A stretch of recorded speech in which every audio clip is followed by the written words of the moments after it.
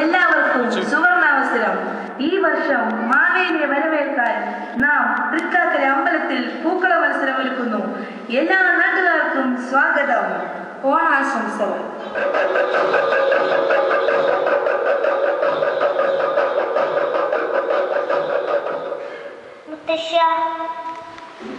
ആരാണ് മാവേലി? പണ്ട് കേരളം ഭരിച്ചിരുന്ന അസുര രാജാവായിരുന്നു മഹാബലി. അപ്പോഴും ഓണത്തിന് മാവേലി എന്തിനാ വരുന്നത്? അതേപോലെ അതൊരു ചെറിയ കഥയാണ്, അത് അപ്പം പറഞ്ഞത്. മഹാബലി രാജാവായിരുന്ന കാലത്ത് എല്ലാവർക്കും സന്തോഷമായിരുന്നു. കള്ളന്മാർ ഒന്നും അന്ന് ഇല്ലായിരുന്നു. എല്ലാവരും ഒരുപോലെയായിരുന്നു. പട്ടിണി എവിടെയും ഇല്ലായിരുന്നു. അങ്ങനെ അസുരനായ മാവേലിയുടെ ഭരണ സാമർത്ഥ്യവും കഴിവും കണ്ട് ദേവന്മാർക്ക് അസൂയയും ഭയവും വന്നു. എന്നിട്ടോ? അപ്പോഴാണ് ദേവമാതാവായ അതിഥി ദേവത മഹാവിഷ്ണുവിന്റെ അടുത്ത് ചെന്ന് പരാതി പറഞ്ഞത്. ഓ, അപ്പോഴെന്തുണ്ടായി? ഭക്തനും ധൈര്യശാലിയും ദാനശീലനുമായിരുന്നു മഹാബലി. അദ്ദേഹത്തെ പരീക്ഷിക്കുവാൻ വിഷ്ണു ഭഗവാൻ ഒരു ബാലബ്രാഹ്മണന്റെ രൂപമെടുത്ത് മഹാബലിയെ സമീപിച്ചു. എന്നിട്ടോ?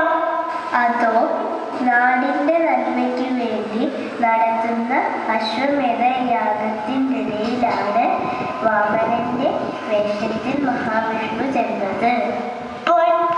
യാഗത്തിന് ശേഷം ബ്രാഹ്മണന്മാർ എന്ത് ചോദിച്ചാലും കൊടുക്കണമെന്നാണ്. ആ സമയത്താണ് വാമനൻ ചെന്നത്.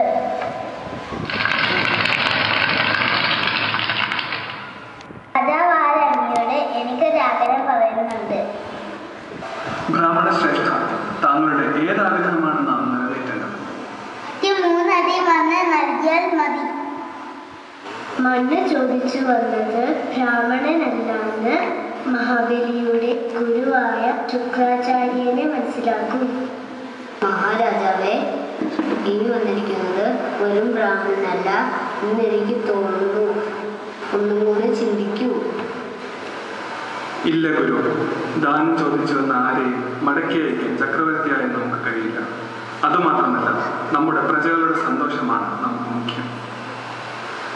വാമന, അങ്ങേക്കുള്ള 3 അടി മണ്ണ് ഇതാ നാം ദാനമായി നൽകുന്നു. മഹാബലി വാക്ക് കൊടുത്ത ആ നിമിഷം വാമനൻ അത്യന്തം വലുതായി. വാമനൻ 2 അടി കൊണ്ട് 3 ലോകവും അളന്നെടുത്തു. ഇനിയുള്ള 1 അടി വയ്ക്കാൻ എവിടെയും സ്ഥലമില്ല. ഇനി അടി വെച്ചാൽ ഭൂമി നശിക്കും. അയ്യോ, വാക്ക് തെറ്റിക്കുമോ മാവേലി? ഇല്ല. അതിനായി മഹാബലി പറയും, അടുത്ത അടി തന്റെ ശിരസിൽ വയ്ക്കാൻ. നമ്മുടെ പ്രജകളും ഭൂമിയും ഇല്ലാതാവുന്നത് നമുക്ക് കാണാനാവില്ല. നമ്മുടെ വാക്ക് നാം നിറവേറ്റും. 3ാമത്തെ അടി നമ്മുടെ ശിരസിൽ വെച്ചുകൊള്ളും. എന്തുണ്ടായി മുത്തശ്ശ? ആൾക്ക് എന്ത് പറ്റി? മഹാബലിയെ വാമനൻ പാതാളത്തിലേക്ക് ചവിട്ടി താഴ്ത്തി.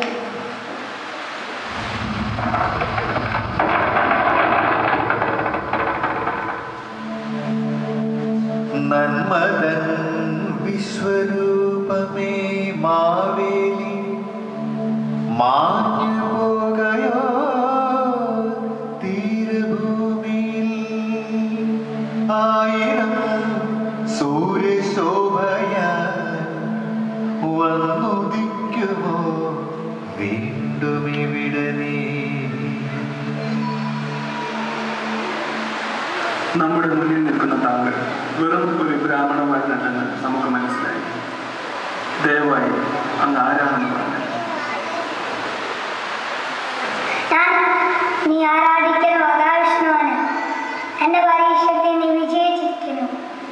എന്റെ ഒരു മകൻ എനിക്ക് വേണ്ട. എനിക്ക് വർഷത്തിൽ ഒരിക്കലെങ്കിലും എൻ്റെ പ്രജകളെ കാണാൻ ഭൂമിയിലേക്ക് വരാനുള്ള അനുവാദം തരാം. ശരി, നിന്റെ ഭക്തി ഞാൻ സന്തുഷ്ടനായി. എല്ലാ വർഷവും സിംഹവാസന്തി ഒരുപാട് ദിവസം എനിക്ക് ഭൂമിയിൽ വരാം. നിന്റെ രാവിലെ ഓർമ്മിക്കാൻ എല്ലാവരും സ്നേഹവും സന്തോഷമായി ഓണം എന്ന പേരിൽ ആഘോഷിക്കും.